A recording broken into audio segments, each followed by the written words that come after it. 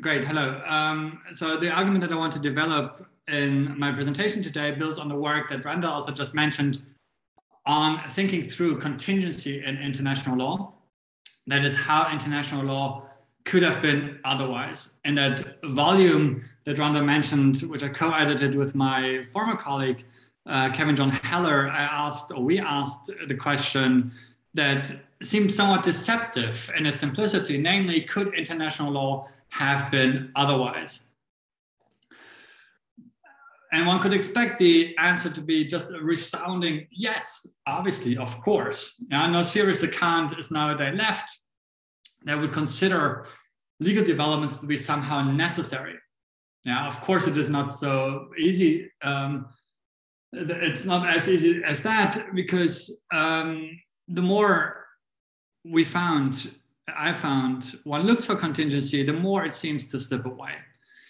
So how could the law have been otherwise? What makes a difference? How to show it? When to stop looking for the next underlying reason?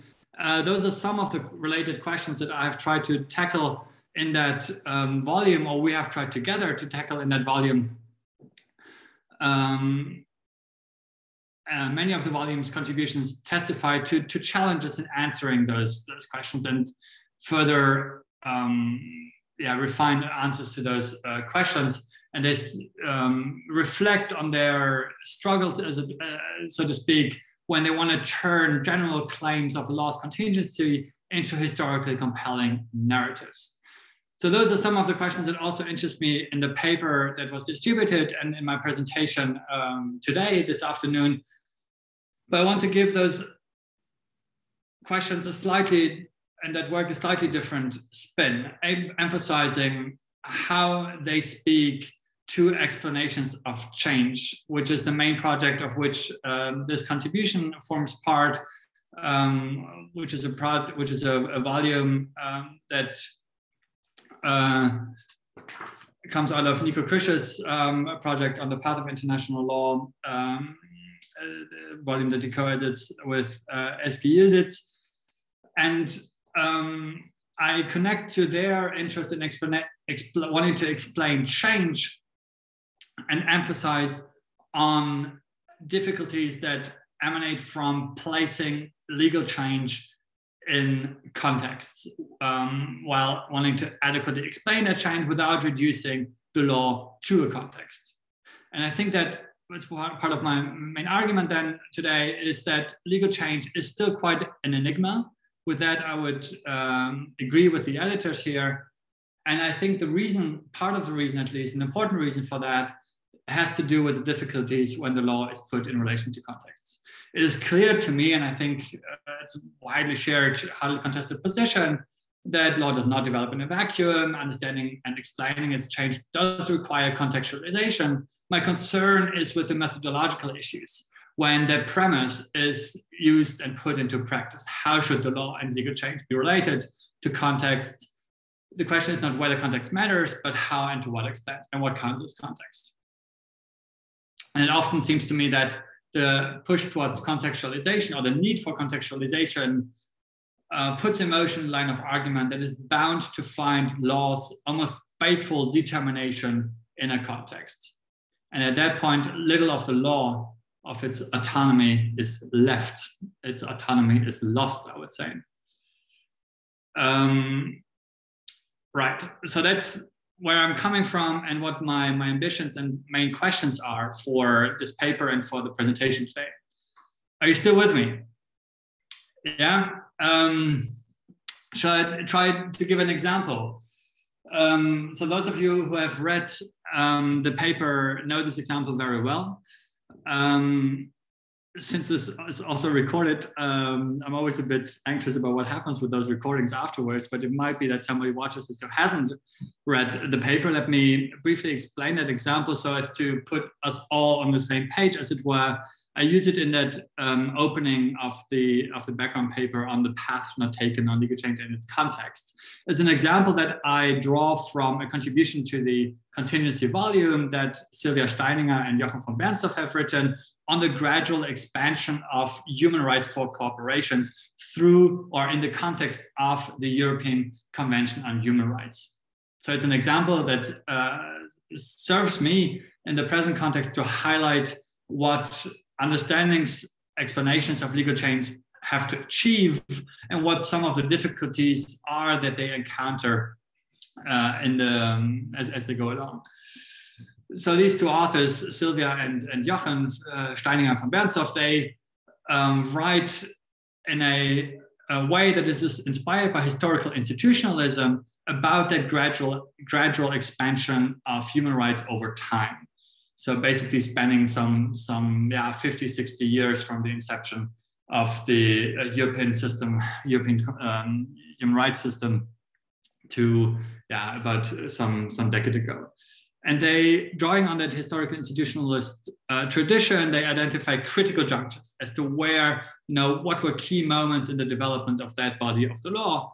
And they identify 3 such critical junctures. They point first to discussions about whether that right to property would be included in the European Convention on Human Rights as all, and whether it would extend to also not only legal, but to natural persons, i.e. corporations. All that led ultimately to that right to property's inclusion, not in the convention itself, but in the first additional protocol. That's the first critical juncture. The second one is then the European Court of Human Rights' judicial practice, which starting in the early 80s, started to extend the right to property in a way that would include quite far-reaching compensation, for example, for reputation loss or decline in business clientele for corporations, right? So it has engaged in that gradual expansion. And the third critical juncture is that these developments, they claim, have paved the way for quite extensive property protection also outside the European Convention on Human Rights context, namely through international investment law.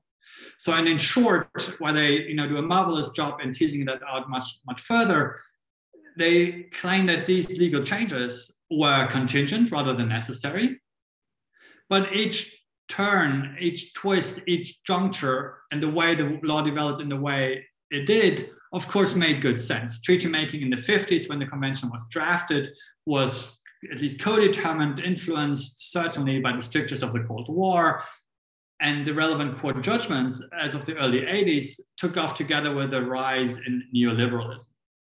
So if the legal developments were not necessary, how then to understand their contingency, how to understand them as possibilities within the context in which they took place, how to turn those claims about change in law's context into compelling understandings of legal change that are historically situated.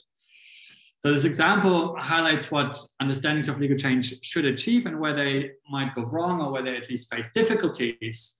First off, the development of the law must indeed be tied to contexts without reducing it to those contexts. So when the judges of the European Court of Human Rights started granting far-reaching compensation to corporations, they certainly acted in accordance with the tides of the time, and arguably also within their self-interest, but it would come at a loss of explanation and understanding if their actions were reduced to nothing but an expression of a rising neoliberalism ideology or to attempts at institutional self-organization, self-empowerment. It would equally be unconvincing to understand their actions, the leading judgments here, the practice, as conclusively determined by the law, unaffected by ideological currents or, well, context. So it's that balance that understanding and explanations of change have to navigate. So I hope the example helped to capture our imagination a bit and focus the discussion and the argument a little bit. So we can also break some of the quite general abstract claims perhaps down and to see how what they do on the ground, so to speak. So the difficulty or the demand for contextualization, I want to approach it through the work of contingency by asking what was the path not taken? And I think that is a productive question because it pushes for the contextualization while keeping a critical distance. It asks when to stop. Yeah, so the when to stop looking for a next underlying reason, when to, in a way, yeah, is it stop contextualization, or how to operationalize the contextualization, how to put it into practice. So there's three parts to the argument that I develop in quite a bit more detail in the underlying paper. Let me say a bit about each of those parts. So first is about fleshing out more of what I mean by contingency. The second is about autonomy, legal relative autonomy, which goes to the part of the argument of why it would be wrong to reduce the law to its context. And the last one is about what do I mean by change and what would actually make a difference in the development of the law. So turning to what I mean by contingency, that's in the paper, it's the second section. Let me situate it a moment and add some reasons of why and how contingency tends to get lost in understandings and explanations of legal change. And it gets lost in two very broad and, in itself multifaceted kind of well-received approaches. You could also say grand narratives or attitudes towards writing large legal developments. There's an idealist on the one hand and a realist on the other hand attitude, approach, or grand narrative about those developments. And an idealist one, legal developments might be understood as something like a progressive unfolding, which might sound a bit weird now. Of course, nobody would think that the law is international law or any other law is somehow preordained or, realizing a grand plan of some sort or the other, wherever it might come from, divine, natural, or whatever it might be. So there's no plausible theory left that would provide a kind of necessitarian account of law and legal development, but still, concrete renderings have continued to resemble such accounts all the same. And I offer quite a few examples, and there would be many more, of accounts of legal historical accounts. So Randall or others, in this group, they might say, well, that's just bad history. but let's take them by their word and say, well, they claim to be accounts of how the law developed, that then suggest that the law developed as a kind of progressive realization of the will, of the international community, of the consciousness of humanity, writing the history of the law as a long arch that would ultimately bend towards justice. And there are a few examples of that. And here contingency is lost. The possibility of alternative path is not per se denied, but if alternatives existed, then they would only exist as aberrations, as temporary detours for the arch to then continue to bend towards justice. On the other hand, legal realists would have very little patience with such accounts and say, well, it's all about politics, balances of power, and so on and so forth. And then contingency also tends to get lost because what they would end up with is with a kind of chronicling of practice, or a kind of realist account that would tie legal developments to shifts in power balances, as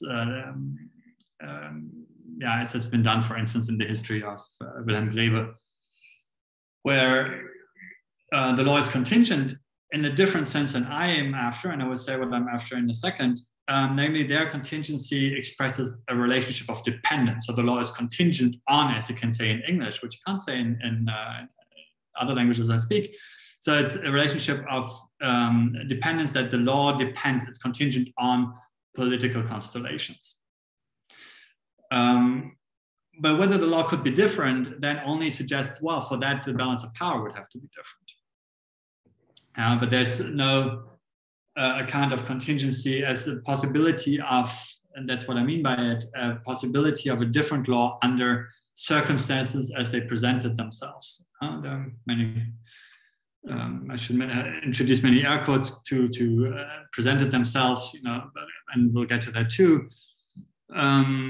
So contingency gets lost here, but in that realist tradition, you have an opening towards thinking through contingency. And I think it's the most compelling approach that then centers on questions of contingency that is inspired by a realist tradition, namely the third world approaches of international law. That in a first generation situated the origins of international law in the context of colonial expansion and discarded international law as an instrument of domination, while still vesting hopes and aspirations in that same law. Not the law as it stood, but the law as it should be. So with that setup, that body of scholarship was hard pressed to come up with an account of change and of an account of how the law could be different and how it could have been different. So it's run into thinking hard about contingency, catering to two opposing critical sensibilities. One of showing the law as an instrument of domination, a entrenched way of operational hegemony, however you want to put it, on the one hand, and at the same time trying to show possibilities of a different law. And it's these two opposing sensitive critical sensibilities that help to keep inquiries in law and legal change on the terrain of contingency, I would claim, situating it precisely between necessity on the one hand and chance on the other. Keeping that space open, not preventing that it collapses on either side, on the side of necessity or on the side of contingency. So contingency for me is an understanding of what could have happened within given contexts. Although contexts, I will say immediately, are never really just given. So there's much more to say about that, which I'm happy to come back to, but I want to move on instead in the interest of time and the possibility of interaction. Not that you later asked, well, what was contingent about the presentation? Had it only been shorter? How could it have been shorter? Is Ingo really capable of expressing his thoughts successively, sufficiently succinctly for a discussion to happen, and so on? Why does he babble on about, okay, fine. So on to the second part. Having said what I mean by contingency, I want to say about what's wrong. I want to speak about what's wrong with reducing the law to its context alone. And reducing, I mean, leaving nothing off the law other than its context. So it's fateful determination, you might say. Well, why would that be an inadequate explanation? I think that's unrealistic, with a bit of a punch there, I hope, because that's what realists might want to claim legal developments to be. But I think that account is unrealistic because it has no account of law's relative autonomy. So what do I mean by that relative autonomy, how to justify it, how to back up that claim? And let me back up that claim in 3 quick steps. One is to immediately concede that a lot of times legal reasoning can well be discarded as nothing but hollow words, and that has been done a couple of times, and it has been done convincingly. But at the same time, it's clear, a second step, that not everything can be said in law. There are argumentative constraints of what can and cannot be said in the operative language of the law. And I think that's where the basis of law's relative autonomy lies. And I'm in company here with several different sociological accounts, ranging from Weber to Pierre Bourdieu and others. That's where I base autonomy. And the third step is to drive that home in a concrete example. So think of the Marshall Islands case of a couple of years ago. It's not already 2016. The ICJ decided, if you remember, that it lacked jurisdiction in this case brought by the Mauritius Islands against several nuclear weapon states, including the UK, Pakistan. It lacked jurisdiction because the respondent was not and could not have been aware that there was a legal dispute. Yeah? So the decision is said to have introduced, and I think that's right, it's a new requirement that and as such a development, a change in the law, that the respondent, that there's something like an objective awareness test that the respondent must have and could not have been unaware of the existence of legal dispute. Now, of course, the majority, the judgment denied that there's anything new about it. That's just in the nature of the game. But if you analyze this decision, so the reason for this change, many commentators quickly pointed out, they turned hard-nosed realist, at least for a moment, that the majority-minority pattern reflected pretty clearly whose judges' countries possess nuclear weapons and who don't. So there's a legal realist explanation that seems pretty nearby as to why the decision was rendered in the way it did. And all legal arguments about the existence of a dispute, and also on the meta level of how judges should reason, formalists, instrumentalists, or so, could be relatively quickly discarded as precisely hollow words. And realists would have good arguments to say, well, any explanation that looks at the formal or instrumental legal reasons why the court rejected its jurisdiction are only partial. But I would say that the legal realist explanations are just equally partial because they have no account of the legal reasons that the litigants, as well as the judges individually in the majority, had to offer for their judgment. So it's a hard case because the legal realist explanation is perhaps one of the strongest in this case. But I would say that just as interpretations in law cut out what cannot be squeezed into the scope of legal reasoning, realist approaches cut out an understanding of interpretations as practice as normative arguments. And that normativity is in fact just another way of saying that the law has some autonomy. So autonomy here I understand as normativity as the law having reasons for its own interpretation or development. I hope that made sense in a slightly compressed version. I'm also happy to come back to that, but I want to spend a couple of minutes now on the last part in the paper, that's section 4, on which kinds of practice would actually make a difference. You might say, sure, there's some relative autonomy in concrete cases and also in the short run, but wouldn't in the long run, in the longue durée, other contexts of political power balances or shifts in narrative and ideology, would they not in a way catch up? Wouldn't the law and those contexts align in the long run? And I think that's the case. That there's again a closer approximation, and you see that, so there might not be immediate reactions and changes in context, but more long-term reactions.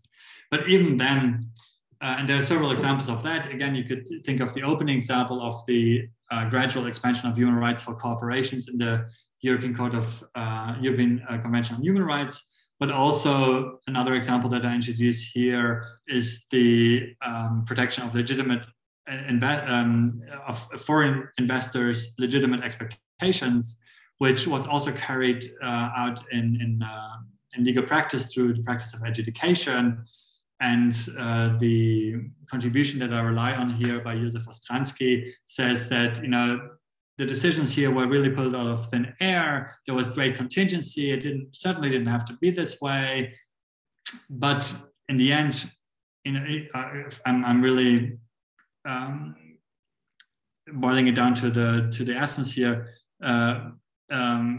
Here, as well as in other chapters, you could say, in essence, there's contingency, but neoliberalism.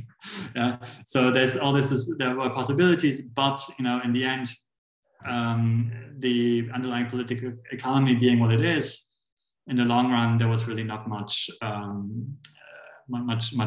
contingency, even if a concrete decision could have been otherwise.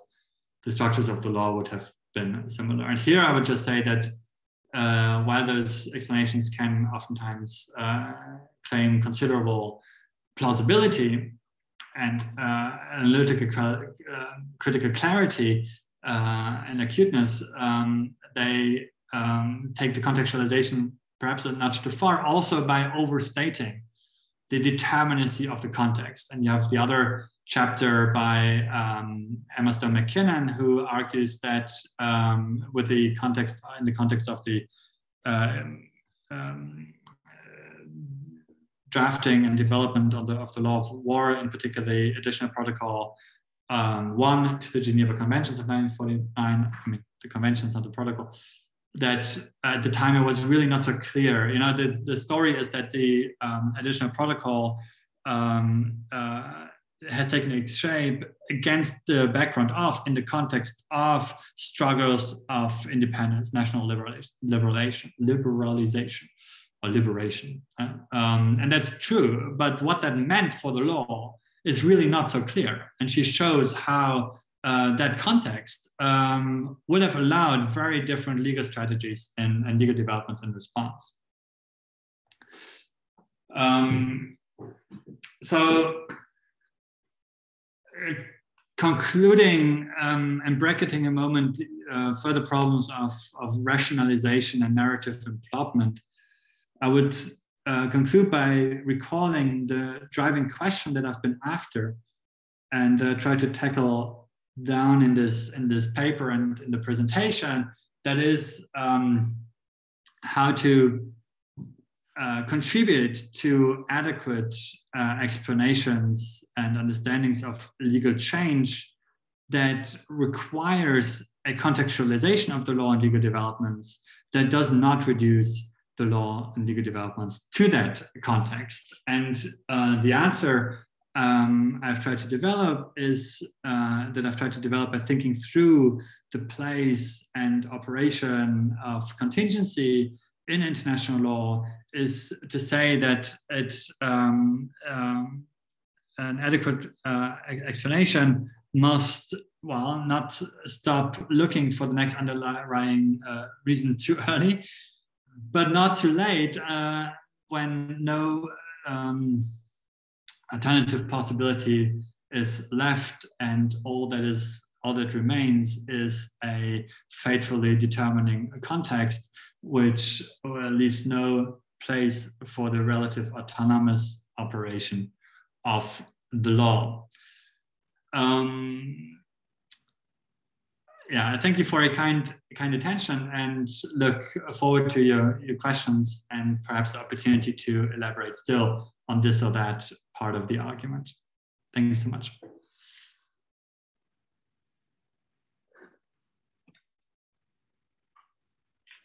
Okay, fantastic. Thank you very much, Ingo. That was a great summary or exploration of the paper. If you've got any questions, you can put your hand up, or if you feel more comfortable to just add your questions in the chat, I'm more than happy to just kind of read those out loud. But we've got a question already. Daniel, ready to get going immediately, and then we've got Dave straight after Daniel. As you were so quick, we'll give you the first opportunity to ask a question. Thank you so much, and thanks for organizing this. I was actually an undergraduate student in Tilburg, so I remember going to these events in person a long time ago, which was a pleasure, and so it's nice to be back. I am now a PhD student at the European University Institute, and I'm working on the emerging law of ecocide. So that's quite relevant to the context of legal change. And actually my question tries to pick up on the last point that you were making and that you make in the conclusion of your paper. And that is the question that you're asking there, how to contribute to an adequate explanation or understanding of legal change that is situated in between these two extremes, between reducing law and kind of to its context and taking its idealist dimension as paramount. And my question here is, or I guess it's more of an intervention perhaps, is there a possibility that we cannot find such a middle ground at the theoretical conceptual level, in the sense that we really need to go much closer to the processes of legal change and observe them, and for a moment try to get away from this whole idea of finding a macro explanation?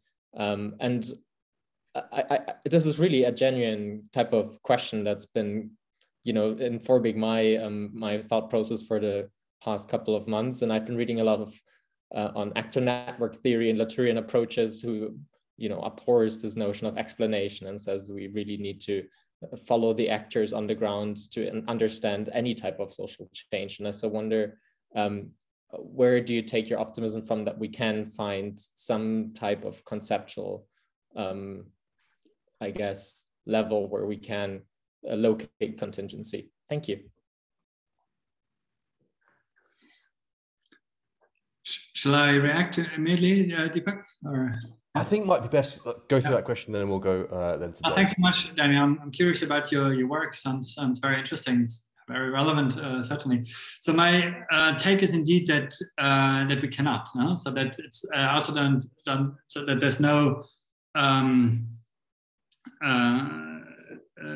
general theoretical claim that would place me or my theory of international law and its development, its change, somewhere on a fixed place in equidistance to each of those extremes. That's not my aim, and to the contrary, I think I think that the concrete inquiries can sometimes prove or lend more credence to one side and sometimes to another. So I think sometimes there is no autonomy of international law, and it's really only context, really only power politics, what's on. But I also think that contingency, this is a thought I did not develop in the presentation, is not so much a modality that is inherent to law at all times, but it is something that is a product of historiography and the stories that we tell and we don't tell. And that's unfortunately a part that I, in the interest of the exchange, deliberately skipped on rationalization and narrative emplotment, where I would say that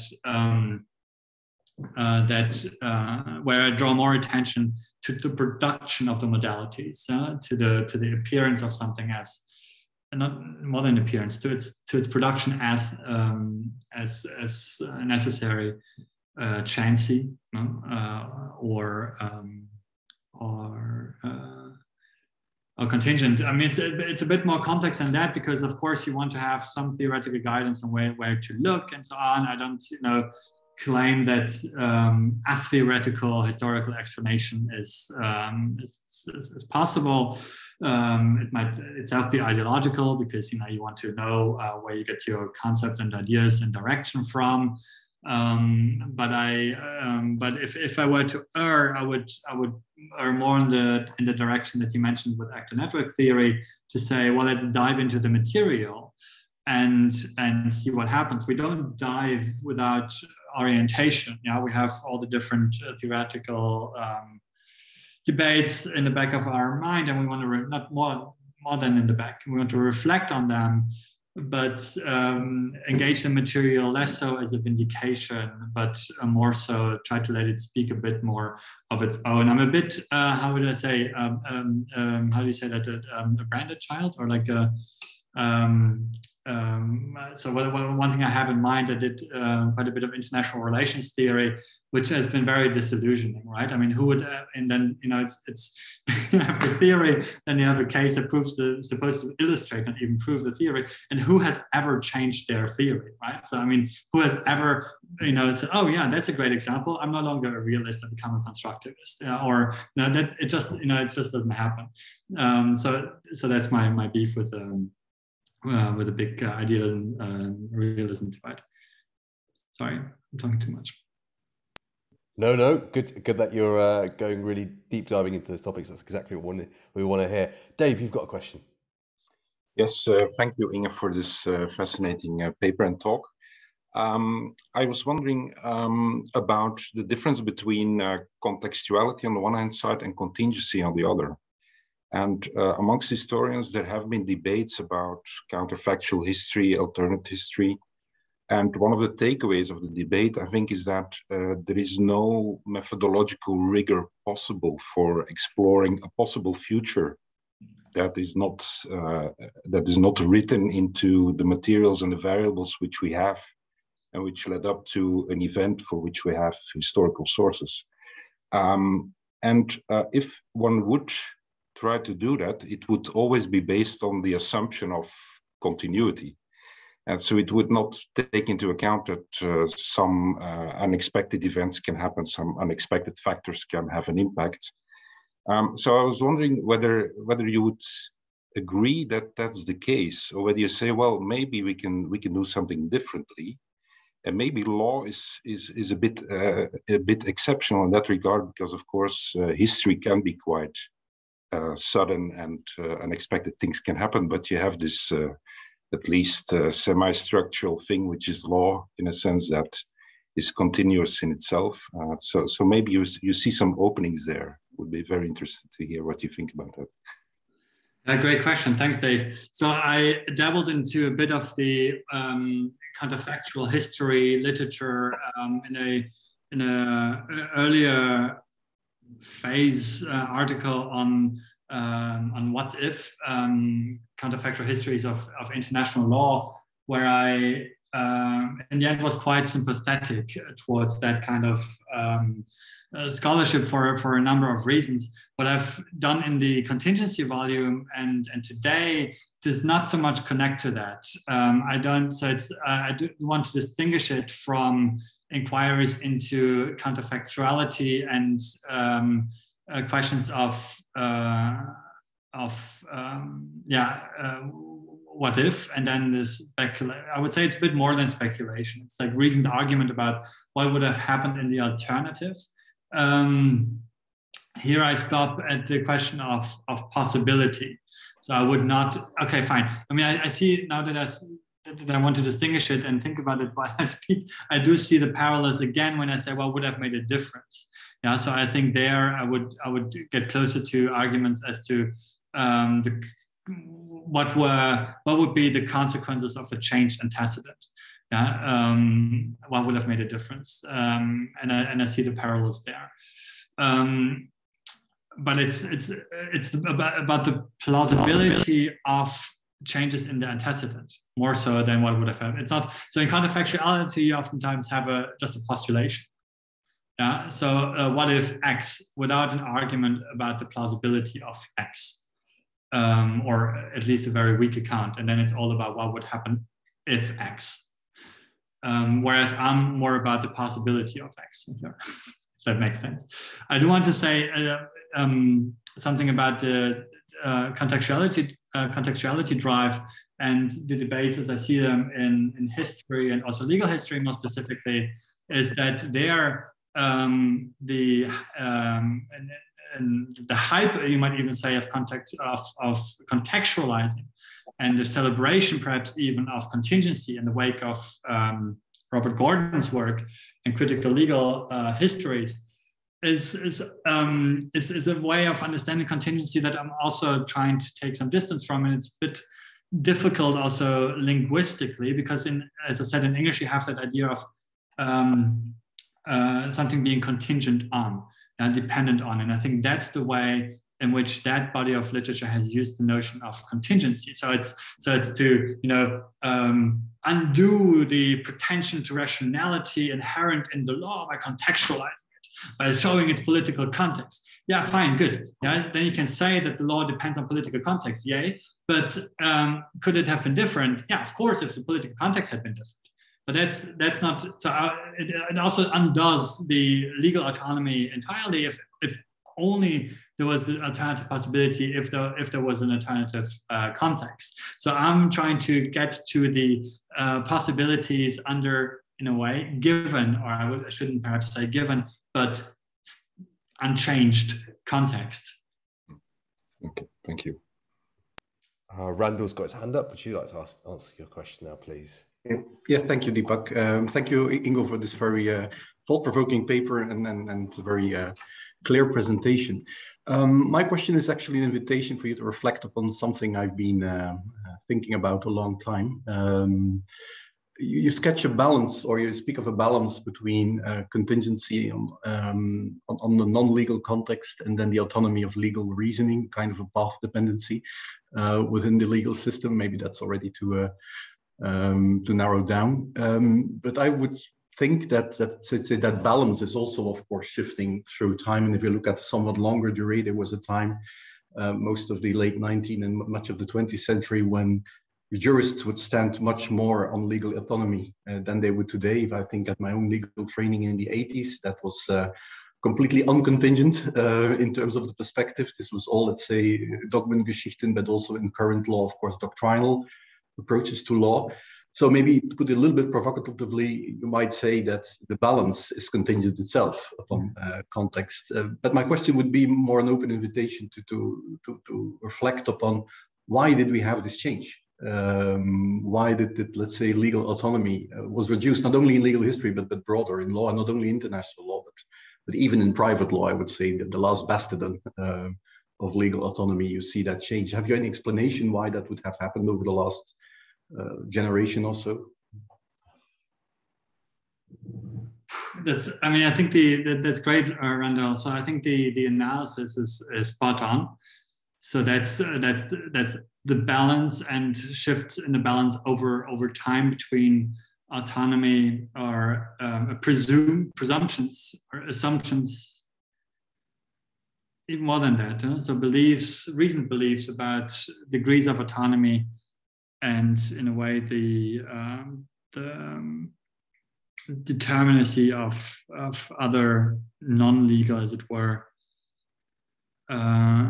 factors on why that has happened. So I'm also not entirely sure where we stand. So I think it's a balance that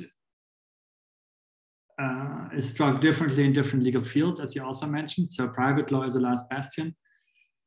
I am a bit under the impression that the development is, you didn't suggest that it was linear, so it was different over time. But I also think that in international law, I would venture to say that in the last years, maybe that's what I want to see, but I think there's a bit of a backpedaling. I think reflecting on my own beliefs, perhaps I want to get away from the contextualization to some extent, and to think through and reappreciate degrees of legal autonomy. That's also, I know you can see that a bit by the claim that legal reasons are real, because I think we've been stuck a bit in a dead end already for a couple of decades. What's left to do other than contextualization, and then but why has it happened in the last years? I would have to think more about it. There are some things that come to mind. I mean, there's it's broad. I think it's broader social developments. You could talk about the the rise of economics and as a discipline, I think, across the board.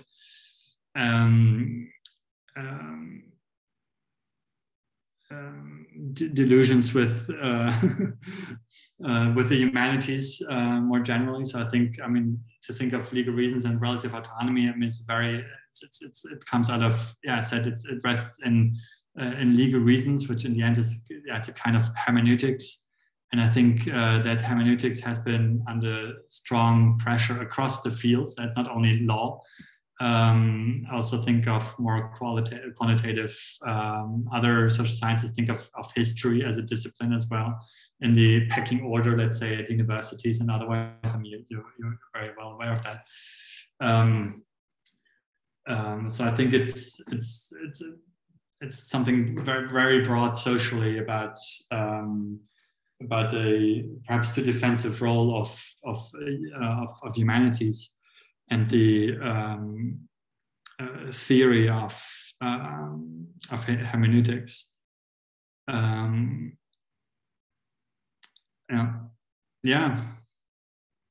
spell of critique. I think it might be shifting again. So okay, but.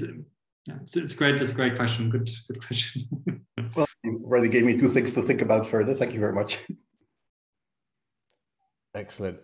Daniel, you've got another question. Go for it. Sorry, no, I was just reflecting on the question that Professor Lasafa asked, and I think perhaps part of the answer might be connected to the deformalization of international law as well, the rise of soft law and, legal pluralism or different normative formats in international law, and that has kind of you could think that this has challenged this traditional concept of legal autonomy in new ways, and it has forced us to rethink what law really is and how autonomous it is as a system and how much it's connected to other systems, to employ systems theory type of parlance here. So, but then the question was contextualization first and then deformalization of international law came from that, or that's the chicken and the egg problem a bit? But that was just something that crossed my mind. But I'm not sure, of course, that this might be getting at it.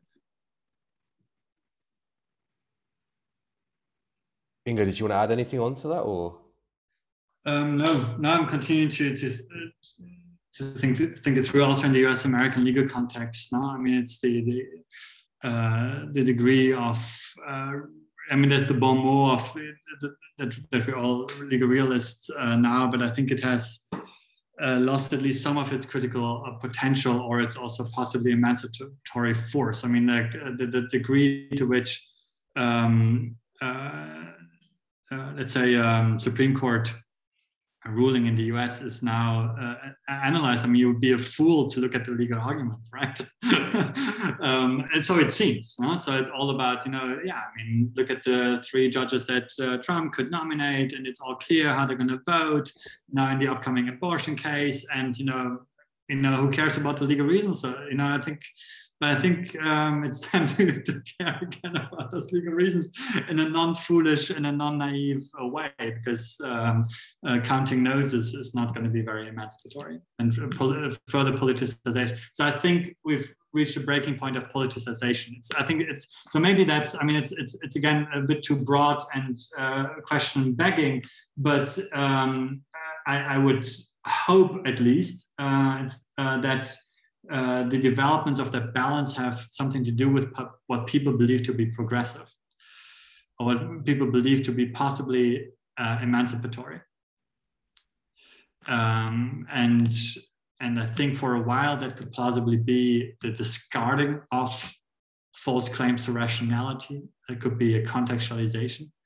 But I think with also Latour or others, I think that kind of critique has run out of steam. So I think it's time to move on. Excellent. I encourage everyone else, if you've got a question, Ingo, definitely do either post it in the chat or do raise your hand. We really do like to see some questions go on and have a good debate. whilst people are thinking about it, I've got a question for you, Ingo. So when I was just reading your paper and you were discussing the paper, I always kind of think about focal analysis theory, which is kind of Myers-McDougall and Harold Lasswell basically say that law is justified by kind of trying to reach a focal goal, which could be then based on a political context. And I thought straight away you might have a big issue with that in terms of kind of justifying legality or legal development based on this idea of trying to achieve a goal, trying to achieve an aim. Especially, and I think another thing that I thought was definitely resonated with me was when you have an issue with that history or that context, then I think it kind of goes along the lines of, does the law then become, lose its glamour? Does it lose its sheen? Does it lose its autonomy to a certain degree? So in terms of kind of that focal analysis theory, would you kind of be a bit concerned about that approach? Or would you kind of have some big reservations about that kind of idea? How did you call the approach? Focal analysis? Focal analysis theory. So I think it's a policy-orientated approach. Okay, so the policy-oriented, it resonates. Frankly, not familiar with the focal analysis theory.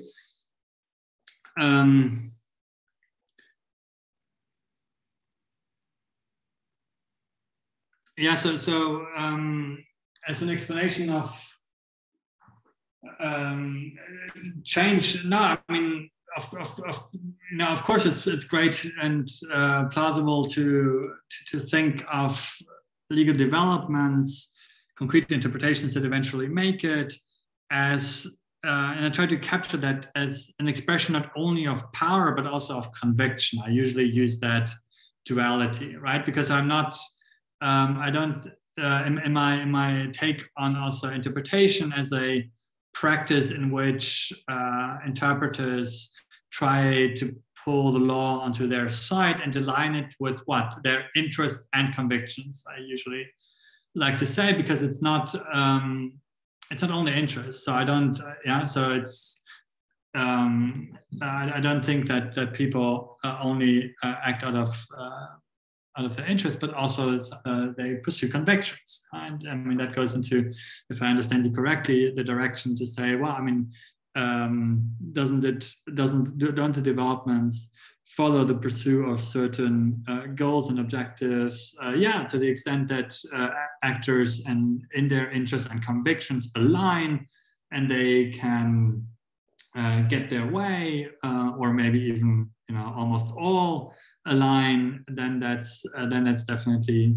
the case. But I would want to connect that rendering of history to those actors with projects, so to say, and not to a goal that would then, in a kind of functional explanation, explain the legal development. So something like globalization explaining the history of international economics. I think that's historically not so compelling functional analysis. But I don't think that what I understand from your approach that it would go far into that direction of a bad functionalism. I've just realized I was mute. I was kind of in terms of kind of thinking, once we start looking at kind of the context and then having a problem with the context, does it mean that we have a problem with the law? Which is one thing that I thought, I think resonated in terms of kind of what you were writing and looking at the context, and that do we start questioning the law itself when we start questioning the context through which it comes? No, I don't think so. No, then I think it's not that categorical fashion. Right. So I mean, so I think the contextualization makes good sense, and it doesn't. Now, look, I mean, the law also has an account of not the law. I mean, it's also sometimes it's not so good to personify it as such. I think okay, fine. And there's no issue. I think that it doesn't destroy anything of the glamour or whatsoever, right? So it's perfectly fine. I think that's why I meant. So it's not as a categorical claim. I would have no issue with that. But then all the questions kick in that I've tried to raise and tackle to some extent. of how to do it. Yeah? So how to do it. And I should perhaps also say that, you know, which has been perhaps a bit too implicit in the argument this afternoon, is that here I'm mostly talking about, well, actually,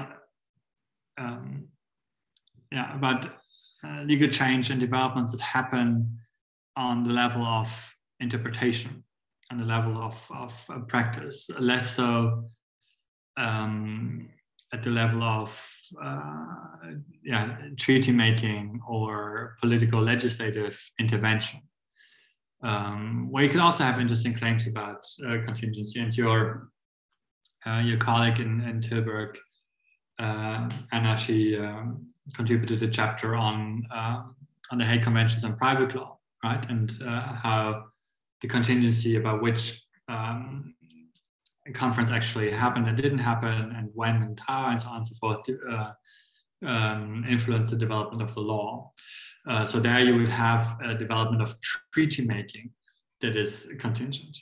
But here I've talked about developments of the law without changes in the linguistic expression, so without changes in the underlying treaty. Excellent. Well, thank you for answering that question. We've got a question by Antonella. She's firstly said, thank you for this presentation. Based on your previous work on semantic shifts, how do you think the balance you've identified play out in shaping the semantic reservoir and ultimately the potential conflict semantic meanings of concepts?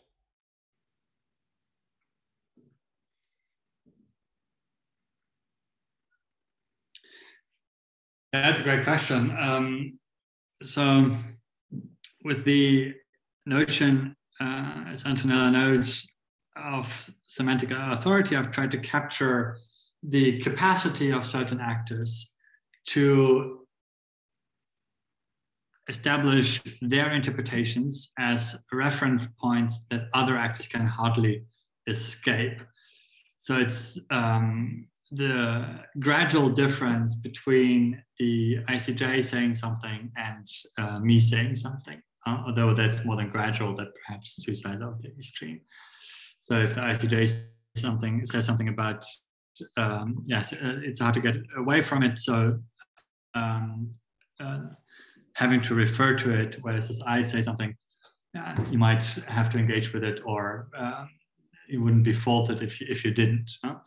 It wouldn't be unprofessional not to refer to my argument on a certain, when you craft a certain legal claim. So how does my argument here relate to either which actors are influential, have to their degree of semantic authority? I have not thought that through, but I would think that, and perhaps also hope that it takes away some of the semantic authority of that international courts and tribunals enjoy, because it is ascribed to them. So I see some lines of fairly consistent jurisprudence in, say, in the different judicialized fields of international law that I find quite questionable. So I mean, legitimate expectations might be one, certain analysis in trade law might be another, certain analysis of the human rights of corporations, as Silva Steininger and Jochen van Berthoff have pointed out in the context of the European Court of the Convention of Human Rights, might be another. And I would think that asking about alternative possibilities has that possibly dethroning or possibly slightly unsettling quality to those lines of jurisprudence, I would hope, so that it questions the semantic authority of some of those actors, like courts and tribunals. Excellent. Are there any more questions? And Antonella, just thank you very much. That was very interesting and very great response that you had there. Are there any more questions?